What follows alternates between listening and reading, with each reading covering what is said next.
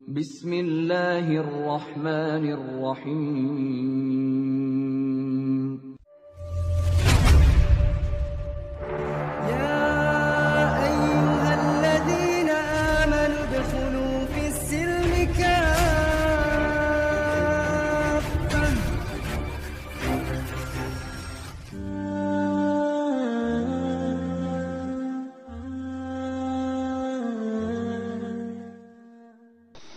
Bismillahirrahmanirrahim. Hikmah yang kedua. Iradatuka tajrida ma'a iqamatillahi iyaka fil asbabi minasyahwatil khafiyah wa iradatuka al-asbaba ma'a iqamatillahi iyaka fit tajridi inhitatun minal himmatil aliyah. Keinginan untuk tajrid, beribadah melulu tanpa berusaha, tanpa mencari rezeki, padahal Allah masih menempatkan engkau pada golongan orang-orang yang harus berusaha untuk mendapatkan kebutuhan sehari-hari. Maka keinginanmu itu termasuk hawa nafsu yang samar.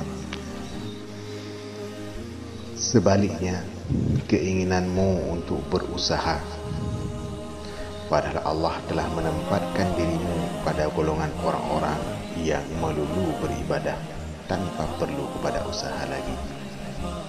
Maka keinginanmu yang demikian itu berarti menurunkan semangatmu dan menurunkan tingkatmu yang tinggi yang telah ditetapkan oleh Allah. Sebab kewajiban seseorang hamba ini adalah menyerah kepada apa yang dipilihkan oleh Allah kepadanya. Lebih-lebih apabila majikan itu Allah yang mengetahui benar-benar apa yang menguntungkan baginya dan yang menyusahkannya. Dan tanda bahwa Allah menempatkan dirimu dalam golongan orang yang harus berusaha apabila terasa ringan bagimu, sehingga tidak menyebabkan tertinggalnya sesuatu kewajiban dalam agamamu, juga menyebabkan engkau tidak rakus terhadap hak orang lain. Dan tanda bahwa Allah telah mendudukkan dirimu dalam golongan hamba-hambanya yang tidak perlu lagi kepada berusaha apabila Tuhan Allah memudahkan bagimu kebutuhan hidupmu dari jalan yang tidak engkau sangka-sangka. Kemudian jiwamu tetap tenang ketika terjadi kekurangan, karena tetap ingat dan bersandar kepada Tuhan dan tidak berubah dalam menunaikan kewajiban-kewajiban.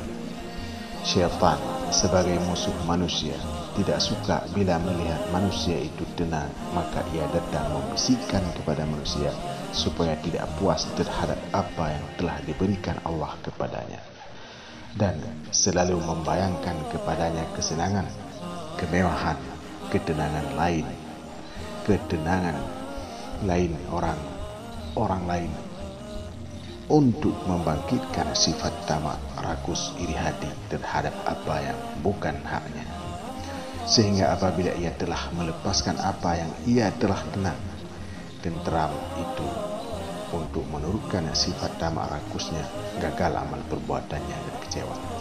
Firman Allah yang menunjukkan bagaimana tipu daya syaitan terhadap bapa Adam, yakni Nabi Adam dan Siti Hawa alaihissalam. Ma nahakuma rabbukuma an hadhihi syajarati illa an takuna malakaini aw takuna minal khalidin. Berkata syaitan, Tuhan tidak melarang kamu mendekati pohon ini melainkan supaya kalian tidak dapat mencapai kedudukan malaikat atau tidak dapat kekal hidup di dalam surga. Dalam surat Taha ayat 120 disebutkan, fawaswasa ilaihi syaitanu qala ya Adamu hal adulluka ala syajaratil khuld wa mulkin la yabla. Maka membisikkan syaitan, ia berkata, hai Adam, sukakah aku tunjukkan kepadamu pohon khuldi, sesuatu yang dapat mengekalkanmu di surga ini dan kekayaan yang takkan pernah habis. Seorang berkata, beberapa kali saya telah meninggalkan usaha, tetapi terpaksa kembali berusaha, sehingga akhirnya saya yang ditinggalkan oleh usaha itu, maka tiadalah aku kembali kepadanya lagi. Seorang murid merasa bahwa untuk sampai kepada Allah dan masuk dalam barisan para wali dengan sibuk pada ilmu zahir dan bergaul dengan sesama manusia agak jauh dan tak mungkin, lalu ia pergi menghadap kepada gurunya. Tiba-tiba sebelum ia sempat bertanya, guru bercerita, ada seorang terkemuka dalam ilmu zahir. Ketika ia dapat merasakan sedikit dari perjalanan ini, ia datang kepadaku berkata, aku akan meninggalkan kebiasaanku untuk mengikuti perjalananmu.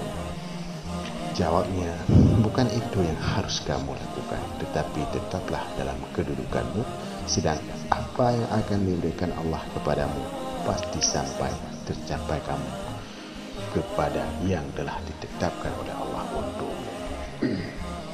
Maka maksimalkanlah fungsi hidup ini di mana kita diposisikan oleh Allah Subhanahu wa taala. Kalau kita masih harus berusaha dan berusaha, dalam usaha itu kita hanya menjaga supaya kita tidak melalaikan waktu dan kewajiban kita kepada Allah Subhanahu wa taala. Kalau memang kita sudah ada yang memberi kita nafkah, maka kita akan terus beribadah dan beribadah kepada Allah Subhanahu wa taala. Sekali lagi, di mana Allah telah memposisikan kita, maka maksimalkanlah fungsi-posisi yang diberi kepada kita oleh Allah Subhanahu wa taala. Wallahu a'lam bishawab.